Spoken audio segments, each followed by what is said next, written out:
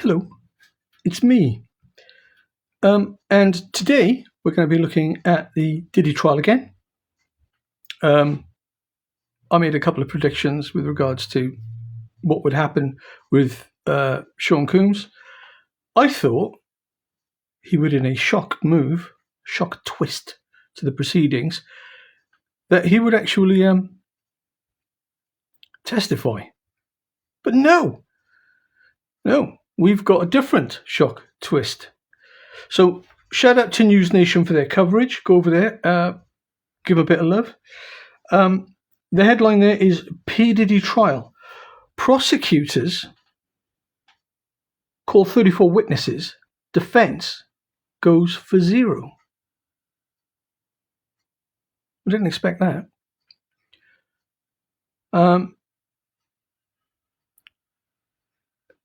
So I wonder why that is. I wonder if it's because the defense actually knows, look, we know what he's going to get. And they have a pretty good idea. They've been doing this a while. They think, if he's not going to get any more than 10 years or whatever, and he's going to come out in 6, which was my prediction. I can't see life. You get life for Rico, sex trafficking, the trip together. Who knows? Anyway, let's have a listen and see what News Nation has to say. Or in any kind of sports ball game, 34-0 is a blowout. The 0 side isn't just beaten, they're usually embarrassed. But lucky for Diddy, trials are not football games, and calling 0 defense witnesses to the prosecution's 34 witnesses and then promptly resting, that can mean one of 2 very different things. It might mean we got nothing. Or it might mean you got nothing, meaning the feds, you got nothing.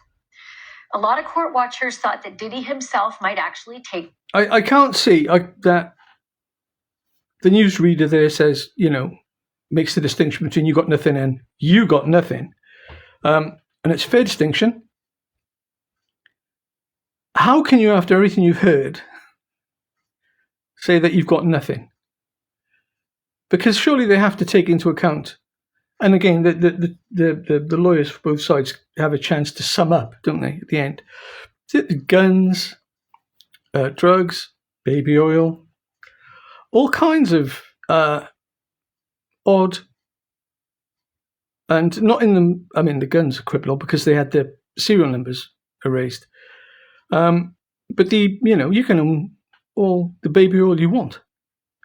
But I think taken in the round, he's guilty and there's jail time owing, surely. Stand believing that he could outperform the government's 34 witnesses and then some. But that did not happen. This did. Wow. You see it like that, you really do feel it, right? You feel all 7 weeks of trial. 34 witnesses in 7 weeks. Instead, we got the next best thing in this sex trafficking racketeering trial. Did he say anything? We got Diddy doing his damnedest to charm the pants off the judge in this courtroom today. A judge who spoke to Diddy first, asking him, how you feeling? And Puff Daddy... You do realize, Diddy, you're talking to a judge who was likely pretty much seen and heard it all. Charming the pants off a judge? Oh, I've just had a thought. What if the judge has been compromised? What if the judge is somehow compromised? Wouldn't be the first time, would it? No, dirty judges, plenty of those. What if?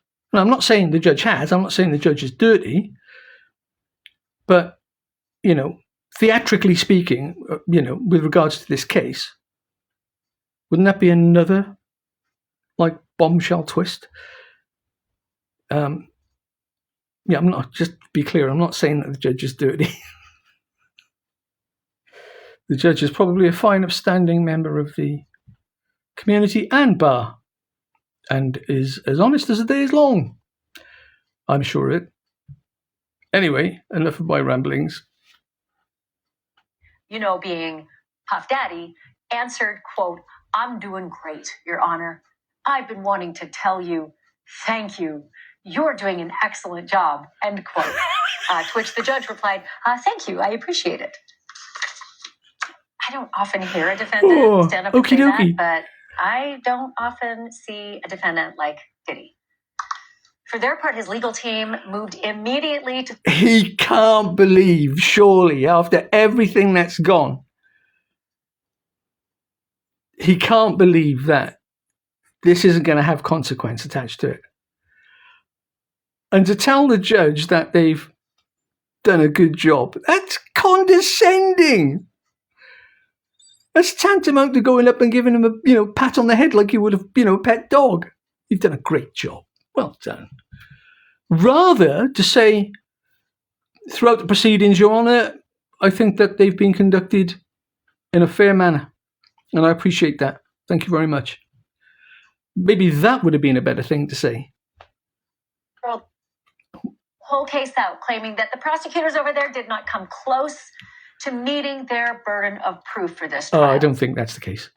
Newsflash, that is almost standard operating procedure. Yeah. After prosecutors rest their case, and if your lawyer doesn't throw that Hail Mary, time to get a new lawyer. For his part, the judge did not rule on Diddy's lawyer's request to toss it all out. But you just wait for it. It's coming. Yeah. Lawyers actually have to come back to the court tomorrow without the rest of us all there so that they can hammer out all the jury instructions. So, yeah, you're probably going to get that ruling tomorrow, and I'm going to bet my house. Judge says, fat chance. Those are my words, but that's effectively what I think is going to happen. And speaking of the government's case, the feds rested with yet another mountain of receipts today. Oh, right. Okay, we need to listen to that. I just want to... Oh, God, I've lost my train of thought. There's so much going on. As well as text messages and video clips of and about the events they call freak-offs. So they've dumped another load of information for the judge's consideration then? That possibly hasn't been heard in court? Is that how that works? Like it's supplementary? Shut it. So, here's the thing though, right? Is there going to be, because you can bet on anything, but it just occurred to me just then, how long will the jury take to come back with their verdict? And if he's guilty, will it be a quick sort of slam dunk? I think it might be quite quick, like a few hours. Guilty in a few hours. Witnesses have called hotel nights, or sometimes king nights, or even wild king nights. And over the weekend, they released pages and pages of internal messages. I mean, this stuff was gold, Jerry. Diddy's staff members, furiously texting each other, what they needed to get. So the information they've dumped on the judge, as she puts it, I have to apologise, I can't remember her name. And I don't think it's anyone on the screen. So I do apologise to the newscaster. So does the information that has been given to the judge, dumped on the judge, does that go to the jury, or is it just there to influence the judge's sentencing, and the jury doesn't see that because they've had quite enough information already? Make things absolutely perfect for their boss, no matter how gross the requests. In one message, an assistant named Joey Chavez writes, and I quote, need more BO, that's baby oil, and AG, that's Astroglide, tomorrow, before everybody leaves. And then... Oh, God. Astroglide? Is that... Is it Astroglide or Astroglide? Not that it matters. I'm not going to buy any, you understand? Another staffer named Frank Butler on the chat responds, just packed 30 bottles of baby oil. Joey, exactly how much do we need? And Joey's answer, as much as possible. Oh. I can't even imagine being on this text chain. And then that same Joey later on. God. Oh, my God. How much baby oil do we need? Get it all. All of it. Asks, what's our BO/AG count? That's, baby oil and Astroglide count. And then Frank replies, 30 plus on each. There's a deadline coming up, the 31st of July, and if you've had a Jaguar, Land Rover or Range Rover... It replies 30 plus on each. Then comes this message about Diddy's... However, if the modus operandi was that each guest had their own bottle of baby oil, well, that's actually quite a thoughtful thing to do. However, after, you start slipping and sliding on each other, I would have thought that an individual bottle of baby oil for your own personal use for cleanliness reasons is just quite moot point, really. Girlfriend, again from the name Frank Butler, quote, we need to put Jane on payroll if she ain't already. And you know that Jane is, of course, that alleged victim, right? Ex-girlfriend of Diddy's, who testified at length under a pseudonym. Her real name in the original text, we redacted it out, right? It just says Jane. And some texts are super duper explicit. A Diddy assistant writes, okay, I need to refresh her bag of blanks. Oh my God, it's actually up there on the screen. Okay, so I can't.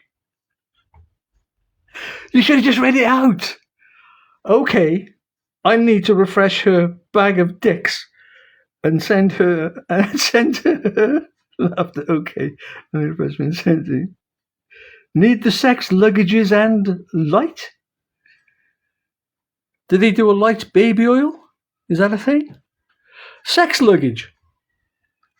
Now, there's two words I never thought I'd ever hear in the same sentence together. Sex luggage. So not only does he have a small army of people organising his sex, but it all turns up in sex luggage. Oh. Say that, but I need to refresh her bag of blanks and send to her. The her in that message also appears to be Jane, and Frank Butler adds, need the sex luggages and light, which I think means lights, because they talked a lot about having tons and tons of red lights in the hotel rooms for these freaky, freak-off king nights, wild king nights. Red lights. And then this one. I say this a lot, but I really mean it this time.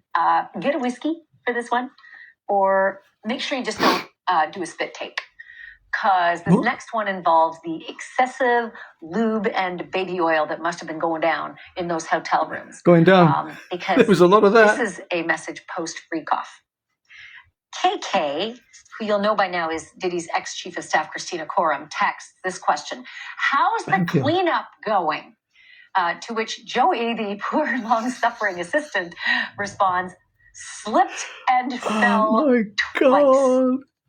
twice. Just twice? I don't know if that's a joke or serious, because honestly, goodness. with 1,000 bottles of lube and baby oil, it could have been serious, could have been real.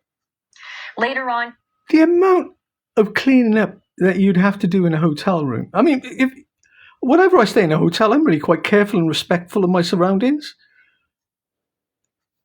I try to leave it as much as I can in the state that I found it. But when you've got, guests who don't care, and we've all seen videos on this platform of terrible situations in hotel rooms. I mean, you just have to take the furniture out and the carpets and bed and just burn it all. AK sends out a week-long operations plan to the team.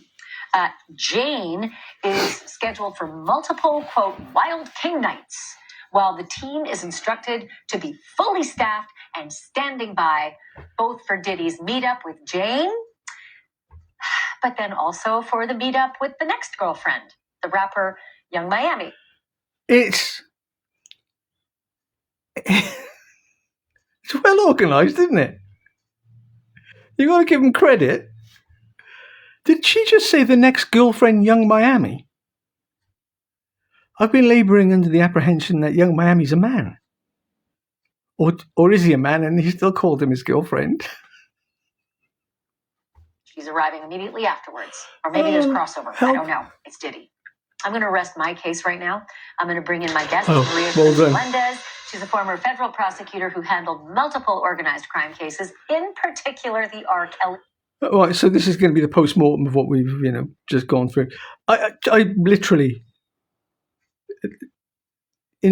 it's just, you just don't know what to say, do you, really? It just... So, this is me signing off. Until next time, take care of yourselves.